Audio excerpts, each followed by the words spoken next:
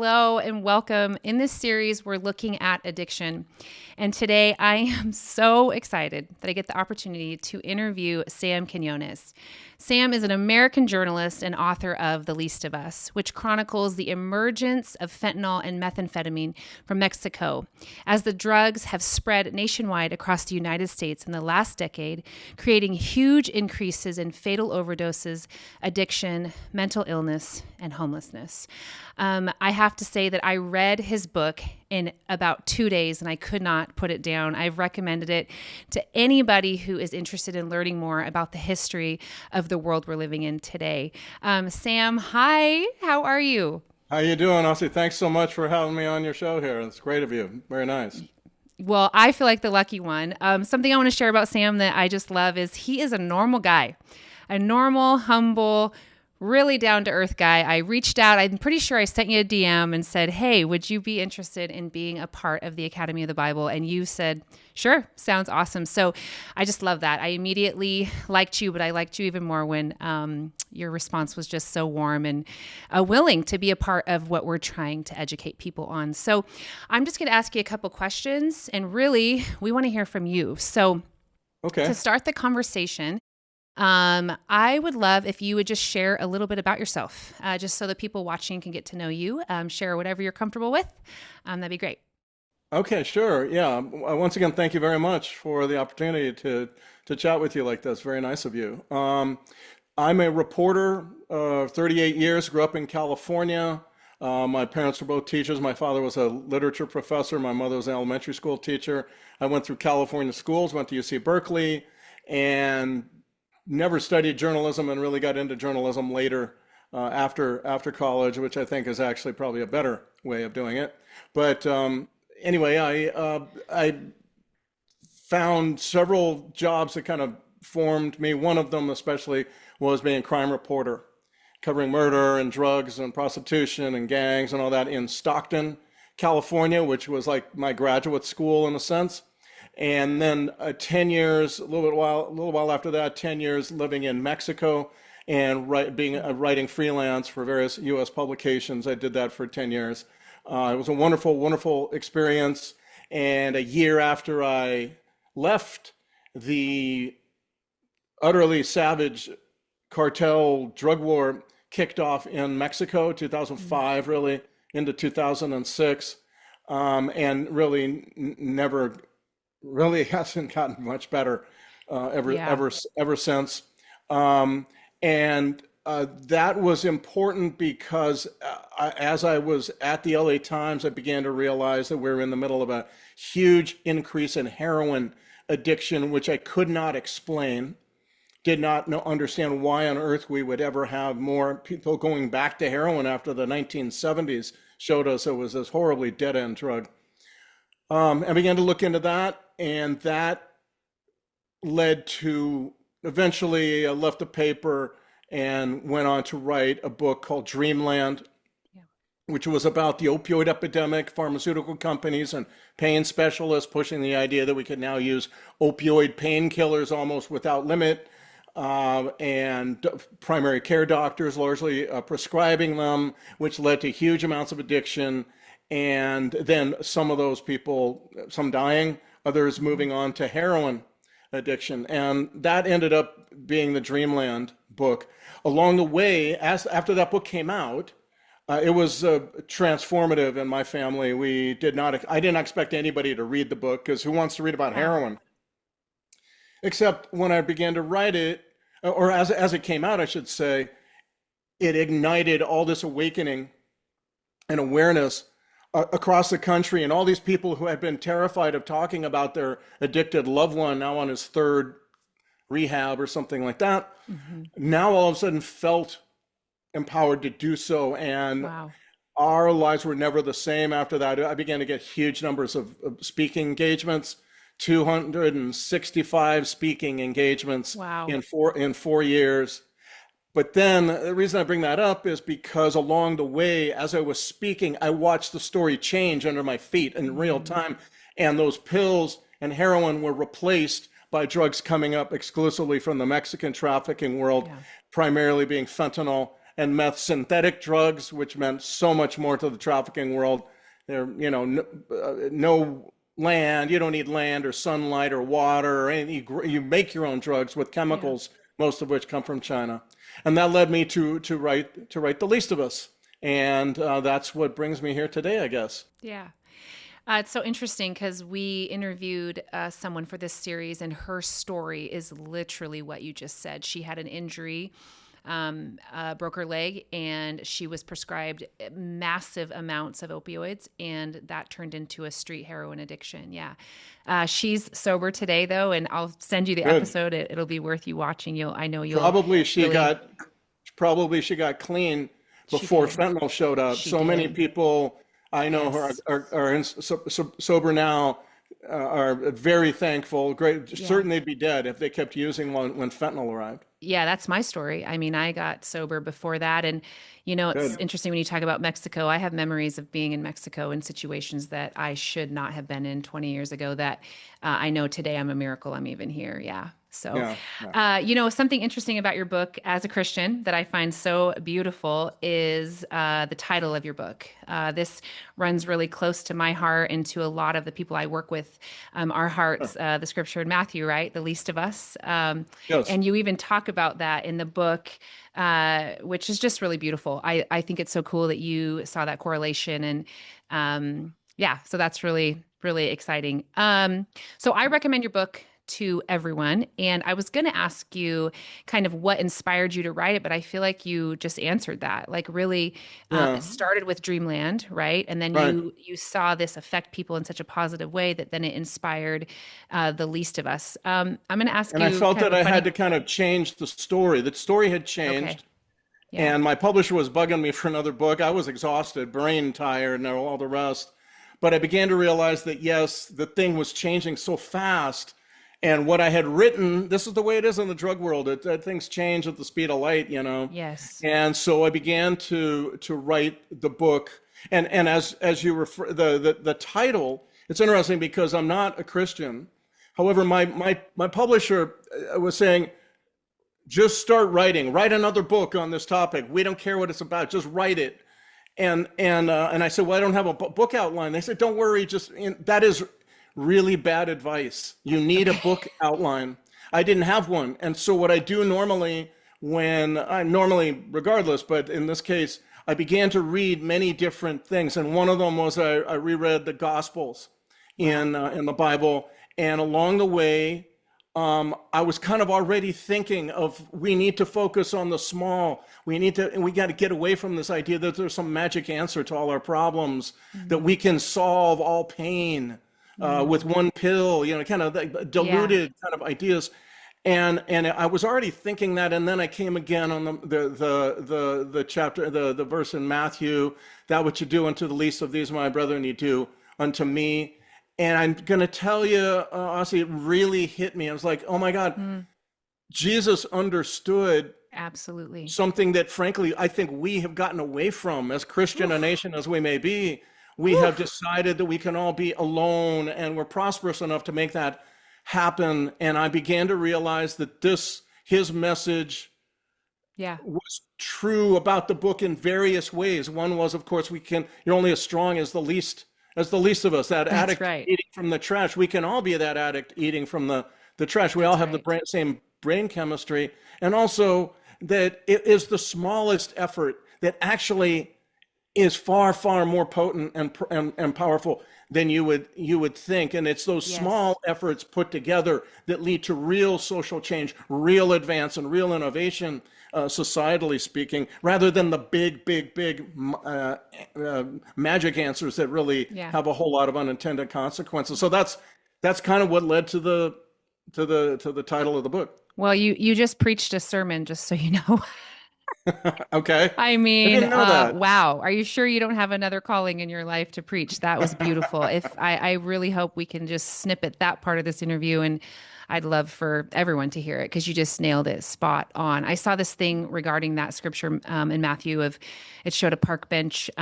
And it was a man laying in the park bench, and his whole body was covered in a blanket, but just his feet were sticking out, and his feet had nail holes in his feet. And the idea was that Matthew scripture that it's Jesus. The way you treat the man on the park bench with that's sleeping is the way you treat Jesus. And whew, that was Yeah. convicting to me, and just Quite powerful stuff, powerful. if you ask me, Yeah, and something that we have yeah, struggled as a species to understand and put into practice ever since. yeah. I have to ask you a question I didn't prep you for, but it just keeps coming to mind. Were you ever Sure. scared?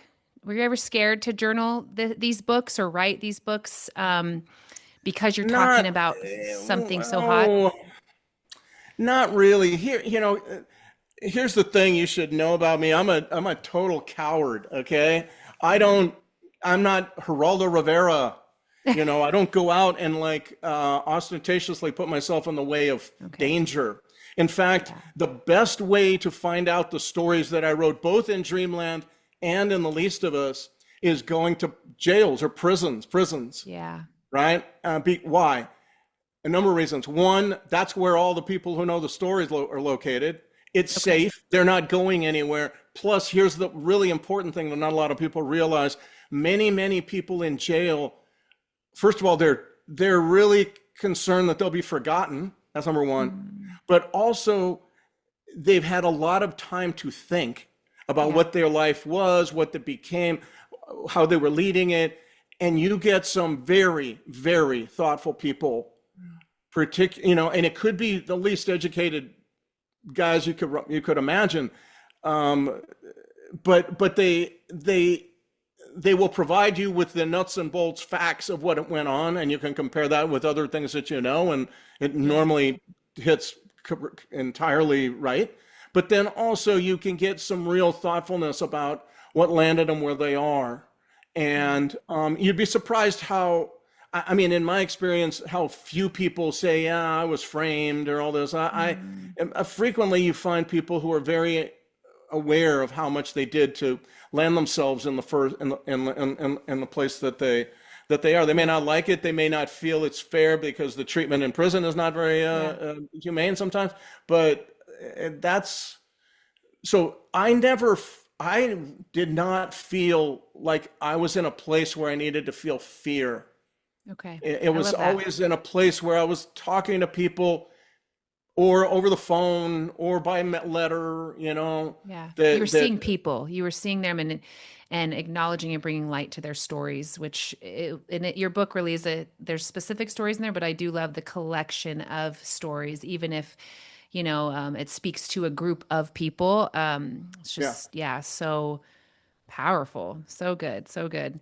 Thank What you. I was the appreciate it. most life altering experience, researching and writing both of these books and all of the work you've done? What is something that has really altered your life or even you and your wife or your family and just, yeah. Well, on one level, I have never, for example, I've never had I've written two books about Mexico, Mhm. and you and your reader and your listener should all run right out and buy those books because they're Agreed. fantastic. But nobody read them. Okay. Oh, Yeah, okay. very few. I mean, 10,000 sales each or something like that. And I'm Okay. very proud of those books. But so when Dreamland came out, one of the reasons I did so many speeches was I was used to what it was like as a journalist writing a book and nobody Mhm. caring. You know what I mean? And so all of a sudden I Okay. get these invitations to come speak, and I'm like, I think I will, 100%. Yeah, yes. So that was one thing. But I would say on the flip side, it was there were many things, but one I would say is just how tawdry and was this whole is the addiction to these drugs. These drugs are worthless. They are so meaningless, and you have one life, and you are Mhm. spending 7 or 8 years of that life Yeah, pursuing to the detriment of every other relationship you have in your life that drug. that's right. It is such crud. I look at Tootsie Rolls, Mm. Tootsie Rolls. I don't really like Tootsie Rolls, but they look a lot like black tar heroin. Every time I see a Tootsie Roll, I go, this is kind of what people were pursuing. Just have to have it Yeah. every single day. And then, of Yeah. course, methamphetamine. I mean, it's so ghastly. So that to me is one thing that that left me that way. I also, though, came to feel um, the importance of, of community, of being, of again, getting back to what I talked about earlier a little bit, focusing on the small steps in life. Most of the time, we do not innovate, we do not move forward in large leaps. It's really being satisfied with making that small movement, and Yes. that's kind of what my next book is about, which we can talk about later if you like. It's a small steps towards progress, and that is what leads to fulfillment, So meaning good. something that is not the euphoria of pleasure, but is lasting and comes from an idea that something you created for yourself through your own hard work, through your own perseverance, and sometimes through your Yeah. own collaboration with other people and that kind of thing. So I came to view that as something I needed to write more about, that was Okay. crucial, and that we had gotten away from that as a culture, particularly in the United States. That's so good. And the way you talk about these drugs and stuff, it's, man, I know exactly what you're talking about. I drive every day down a very, very busy street in Portland. When I head over, I volunteer at one of the women's houses over there, and I get to walk alongside of women coming out of addiction, experiencing new life. But every day that I drive down this road that is right by the bottle can return, and I Yeah, see these people that have just been carved out from the inside. I mean, yeah, doubled over, dragging their bodies down the street. It's not even, it's crazy. Like it has yeah, completely eaten them from the inside. And their one goal is to get that next fix. And they're dragging their bottle cans behind them just to go sit and get high. And it's absolutely excruciating. It's excruciating. It's the most painful, and it never gets old. It never gets old. Every yeah. single time I drive by it, I'm hit the exact same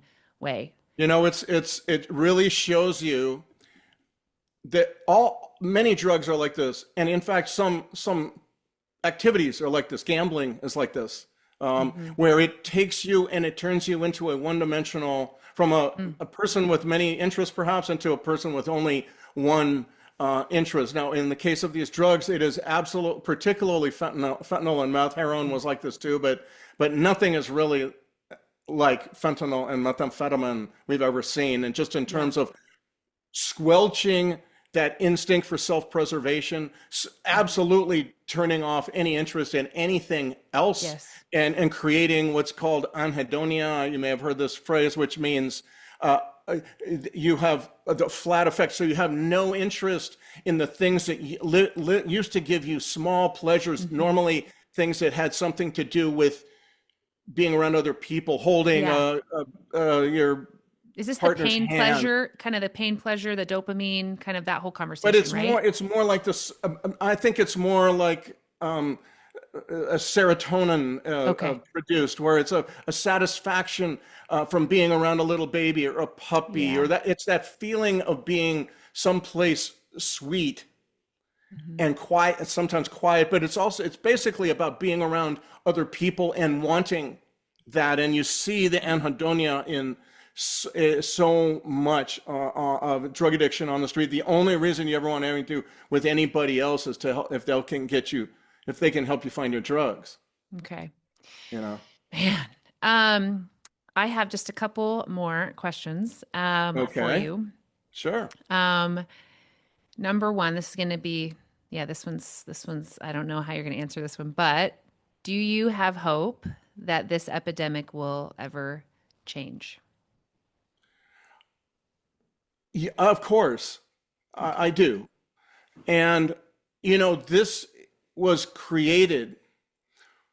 There's several elements to this, but one element, in my opinion, has been an absolute inability of Mexico and the United States to get along, and Mm, in ways that are fundamental. So this is mainly a supply issue.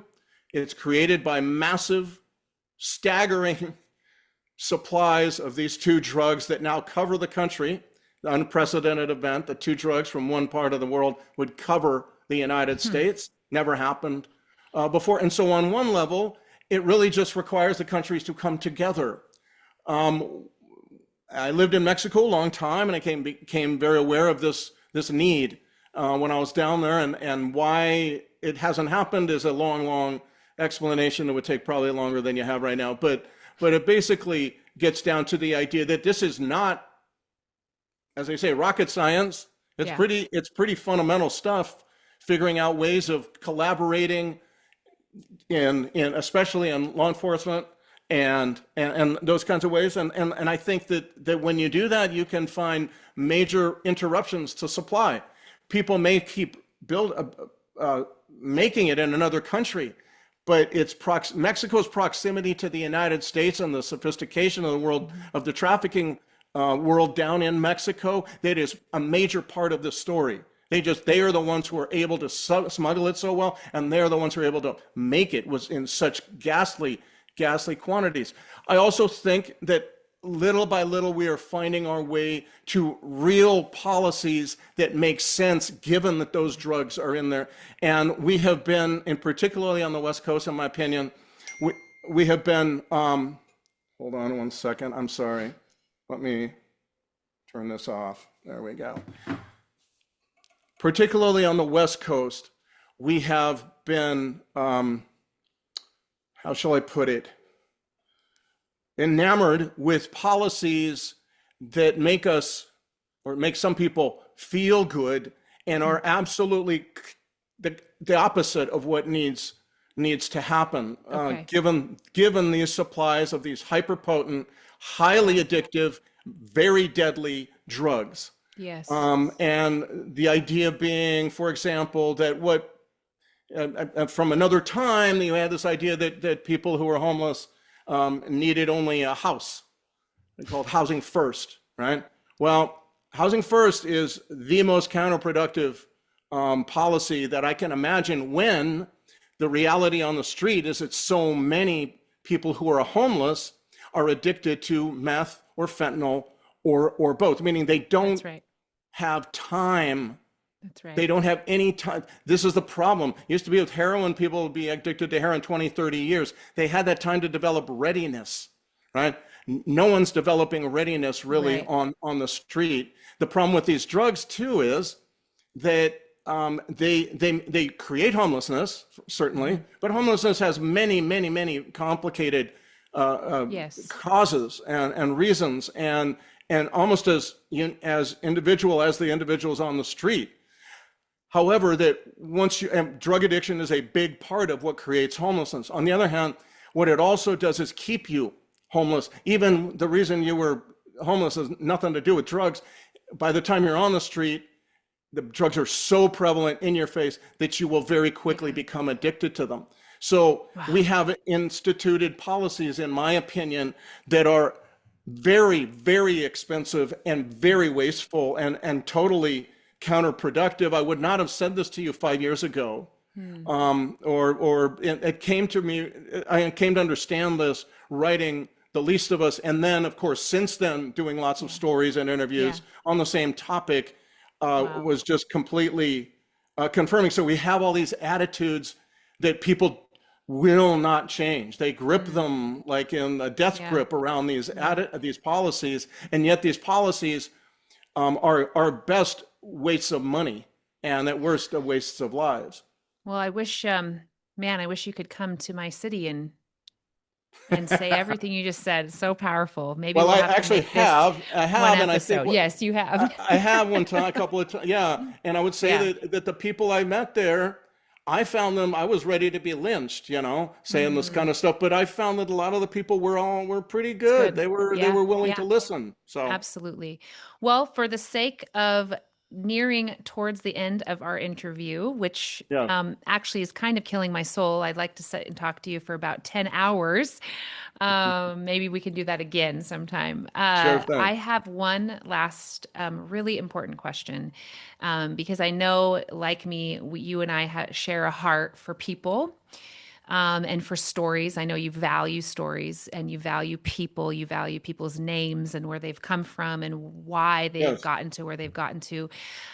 Is there a story a story of hope, a story that will encourage, I think some of the viewers, or just people that live in cities that have more of these issues can be really discouraged, right? Or not know how to help, or which you did such a beautiful job pointing out. It's the little things that add up to the big things. But is there a story of hope that you could share with us that would encourage our Sh- viewers? Sure, and there's two that one probably understandable to your viewership, and that is the story of Angie Odom. Now, I'm not going to get fully into her story, but she is probably the most admirable Christian I've ever met, just because the Mm, way she lives it. And her story is about how she came to understand God's love hmm. in a way that she's the daughter of her pastor and really didn't quite get it until certain things happened. And then how that moved her later on Mm, to essentially adopt a young woman who was a prostitute, drug addict, who she had known kind of before, and now she was a vegetable, couldn't see, couldn't speak, couldn't stand, couldn't feed herself. She was bedridden, and she was pregnant, and she eventually gave birth to the baby, and Angie adopted the baby. This is a story that I mean, I am. There are times when I'm just overwhelmed by the immense beauty of the story I've just heard, and I seriously doubt my own ability to actually tell it. Like I'm not up to the task or something like that. yeah, And yeah. that's what makes me interview people over and over and over because I'm terrified that I won't be able to do it well enough to what I see the jewel that the story is, you know? Hmm. And anyway, I'm not going to tell you the entire story of Yeah, Angie they need to get Odom. the book. They need to get the book. It's in there. Yes, I right, cried like a exactly. There you go. baby over that story. I actually wept. I remember having to take a minute over Good. that one. Well, So that's beautiful. my wife did too, and serious. Um, that is like major achievement in my book. As a writer, when Yeah. somebody starts crying or Mm. tells me later that they did, I'm like, Oh, yes, I'm that's I'm what I'm I tearing was up right now after. knowing that story from the book. And Yeah. Then the yeah, other one I would just say is the last chapter, which is okay. the story of Portsmouth, Ohio, which I wrote about in Dreamland at great length, and went back to Portsmouth to see how the town was doing because it was showing signs Yes. of recovery at the end of Yeah. the last book. And I came back, and the town is really beautifully Mm. blooming in a way. I So mean, this good. was one of the great centers of opioid addiction in America. It was where the Yeah. pill mill was invented. Yep. And here you're seeing all these ways in which Mm. people are coming out of the houses, being part of the community. Mm. There's CrossFits, there's independent cafes, which is so important to bringing people So together. good. And it all is based on, again, getting back to what I said earlier, the least little effort. The smallest effort Yeah. actually is what created all that, all these small efforts together. And So to cool. me, the Portsmouth story and some other towns as well, I would add, um, are where we need to go, and they are the places where you can find immense reason for hope. So And beautiful. that's why I wanted to end on that. Yeah. Yeah. Man, I get the opportunity to work with some pretty incredible organizations here in Portland, and couple of them, they're doing what you talk about in your book too, and hiring those coming out of incarceration, hiring those coming off the streets. And to me, that is the most beautiful because you touched on it earlier with housing and addiction, but what about jobs? Like these people need jobs for dignity and to know that they can rebuild their life. So, oh man, Yes. Sam, thank you so much. You're incredible. You are truly incredible. I am Thank such a you, huge Austin. fan. Yes, I Thank you. recommend your book to everyone. Again, right now at the end of this, if you have not read anything by Sam, it sounds like he has some treasures as well that came out before these. So maybe we need to grab the whole series. But if you have not read The Least of Us or Dreamland, I highly, highly, highly recommend this book to you. Sam, I just pray blessing over your life, over your wife, over Thank you. just all of the work you have done and you're going to continue to do. Thank you so much for being a bright spot in our community. Well, thank you very much, Austin. It's really great to be with you today. Okay. Thanks so much. All right. Bye bye.